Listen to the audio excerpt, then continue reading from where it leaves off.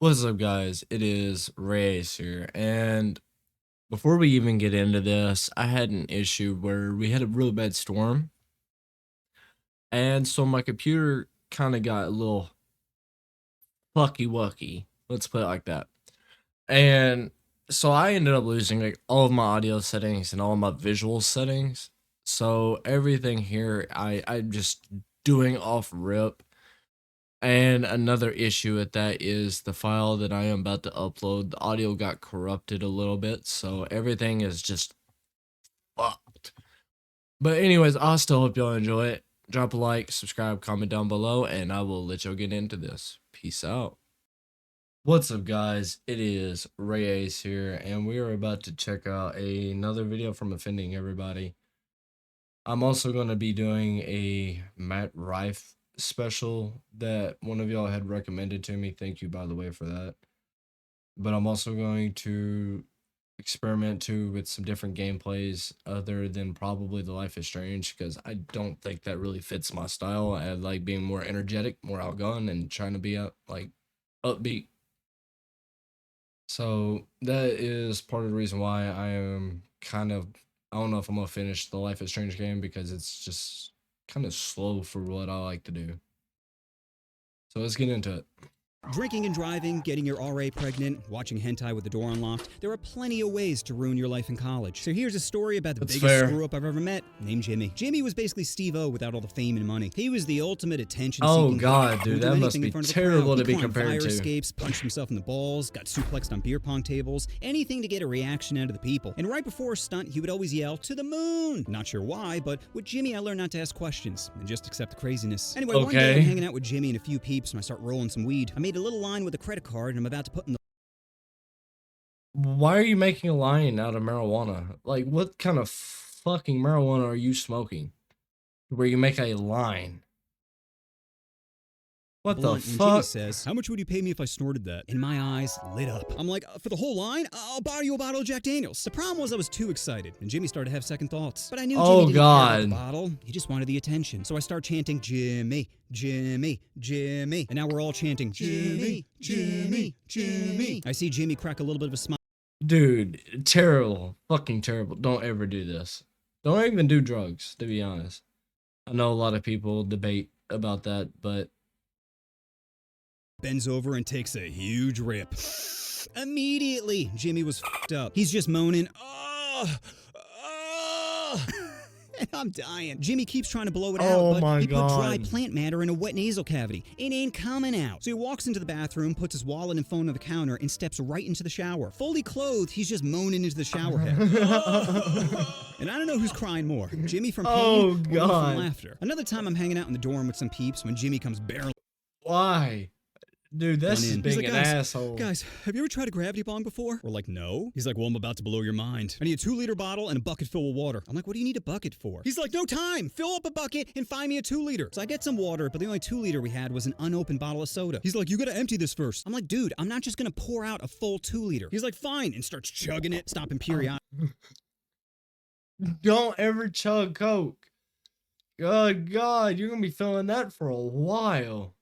To burp and moan. He gets 90% of it, and I could tell he's in pure agony. So I just pour out the rest. Oh, he's shit. Like, okay, we're almost there. So he cuts off the bottom of the bottle, burns a hole in the cap, and stuffs it with a bowl. I'm looking at this contraption, having no faith it would work. But as soon as Jimmy lit the bowl, so like my layout's a little different. Smoke begins to fill the bottle as Jimmy looks at us and says, "To the moon." Then he takes off the cap, inhales, and blows smoke all around the room. Now our dorm is covered in a thick fog, and everyone begins to panic. Jimmy's coughing uncontrollably, and I'm like, "Guys, what are we gonna do?" Hearing all the commotion, the RA comes and knocks on our door. Jimmy, with limited lung capacity, is like, "Oh, tits, I can't get caught.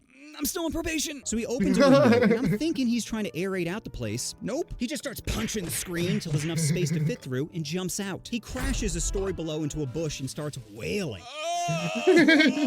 Roommate lets the RA in, who immediately walks to the window to see where all the screaming's coming from. While he was distracted, I sneak out, and as I'm exiting the building, I still remember hearing Jimmy's wails in the distance. Somehow, Jimmy doesn't get expelled for this, and a week later, I bump into him in the cafeteria. He's got a walking boot on, and before I could even ask about his injuries, he says, "Hey, do you still have that 2-liter? I'm like, "The one we cut in half?" "Yep, I think so." He's like, "Good, bring it over my place tonight at 8. Plans." First, Jimmy takes the 2-liter and starts stuffing the opening with cigarettes. I'm talking like 40 cigarettes. Then he places it on a table next to a beer can, a bowl, and a little line of Coke. I'm like, "Jimmy, this might be a little much, even for you." He's like, "Don't worry, bro, I'll be fine." I'm like, "Dude, mixing beer, weed, Coke, and cigarettes seems like a really bad idea." He's like, "Don't forget about peyote." I'm like, "Peyote?" He's like, "Yeah, I put peyote in one of the cigarettes." "You mean the shit that makes you see spirit animals?" He's like, "Yeah, I'm looking into it." I'm like, "Dude, see." Dude, that guy is looking for a hospital bill. Good Seriously, think about what God. you're doing for a sec. But before he could respond, people start chanting, "Jimmy, Jimmy, Oh, Jimmy." no. Jimmy, with a huge smile on his face, yells, "To the moon!" Then he snorts the Coke, takes a hit from the bowl, shotguns the beer, and starts lighting the cigarettes. He gets maybe 2 puffs in before dropping it, coughing violently. Everyone's cheering, and I'm thinking disaster averted. That was until Jimmy started talking in tongues. He's just like, At first we thought he was kidding, but it became clear he was actually losing his mind. I walk over to him to see if he was all right, but he just pushes me aside and bolts out the house. With his walking boots still on, he runs into the street yelling nonsense. People at the party are freaking out, yelling, "Jimmy, Jimmy, what are you doing?" Eventually a car comes and Jimmy jumps up on the hood. The driver panics and floors it in reverse, causing Jimmy to fall back first onto the concrete. That's when I was like, "Fuck this," and called 911. Paramedics come, and as they're taking Jimmy away, I'll never forget what he said to me. So whatever happened to Jimmy? Well, I have good news. He ended up turning his life around and is now a guidance counselor. I'm kidding. That would be the word. That might be a really good guidance counselor. He's dead. But some people need it. What? Wait. News. He ended up turning his life around and is now a guidance counselor. I'm kidding. He's dead. But some Damn. people need a happy ending, you know? He's okay. Oh, thank goodness. You know me, not being able to deal with reality. The funny part was he made a full recovery from this incident and ended up dying from a drunk driver hitting him. Talk about irony. But I guess when your entire life is a car crash, it isn't too surprising. Anyway, the lesson you should take from this video is doing reckless things for attention is a recipe for disaster. So if you're struggling with destructive tendencies, it's important to seek help. But if you're gonna do it anyway, then at least have it on film. Imagine getting sober for somebody else to kill you Oh, you want to push because they are fucked up.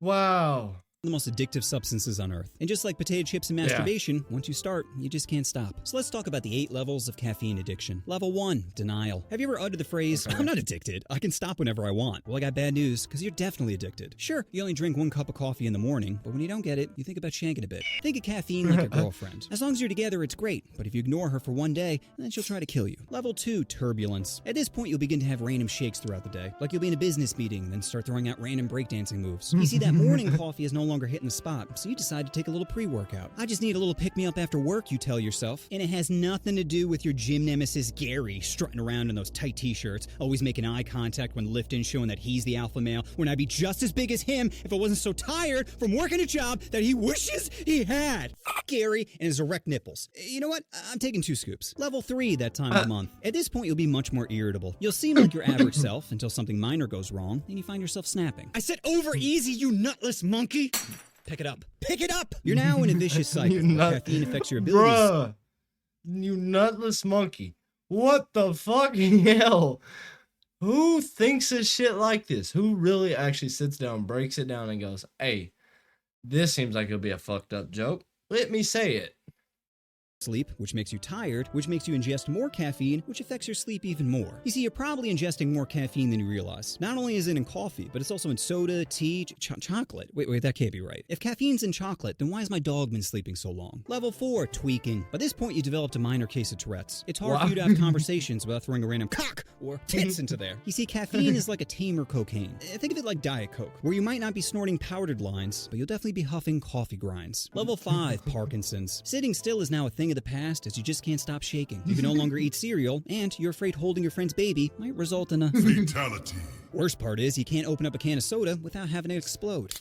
Every time! But there are some benefits, like every toothbrush is now an electric toothbrush, and you can have sex while asleep. Level 6, crackhead. You're now a full-blown addict, willing to trade blowjobs for Starbucks gift cards. Your friends and family have slowly given up on you, but you know who will always be there? That's right, your Keurig coffee maker. What was that, Keurig? Shh, I know what you need. Oh, yeah.